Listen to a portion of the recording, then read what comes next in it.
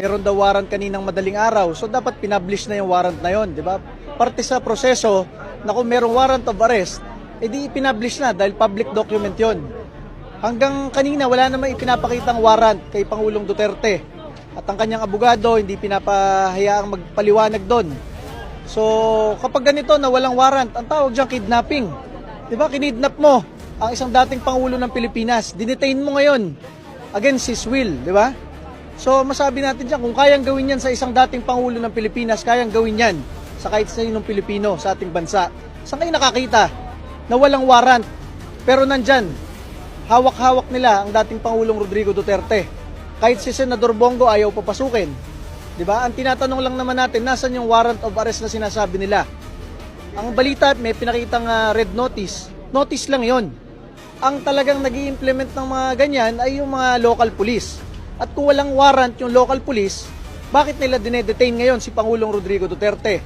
Dapat ang mga taong bayan ay magpuntahan dito at mag-Facebook Live dahil para makita na mas maraming Pilipino ang ginagawa ngayon kay Pangulong Rodrigo Duterte.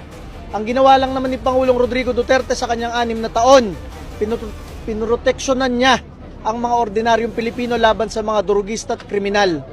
Ngayong panahon na ito, ang daming napapatay, nagagahasa, nabibiktima, walang ibang nagsasalita.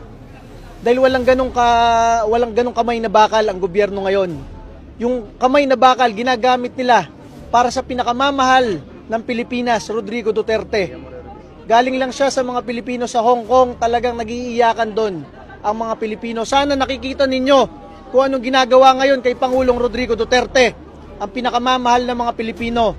Siya po ay nakadetain dito ngayon against his will. Nandiyan po, senador natin, Senador Bongo, ayaw papasukin. Magdadala lamang ng pagkain. Di ba? Yun ang masasabi natin kung walang rule of law. Kung merong warrant of arrest, edi sana pinablish na yung warrant of arrest na yon. Bakit walang pinapakitang warrant of arrest? Nag-a-announce lang, meron, nasaan? At yung mga abogado ng Pangulong Rodrigo Duterte ayaw palapitin sa kanya.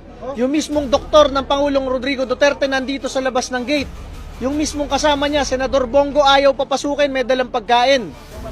Sana makita ng mga Pilipino yung ginagawa ngayon kay Pangulong Rodrigo Duterte.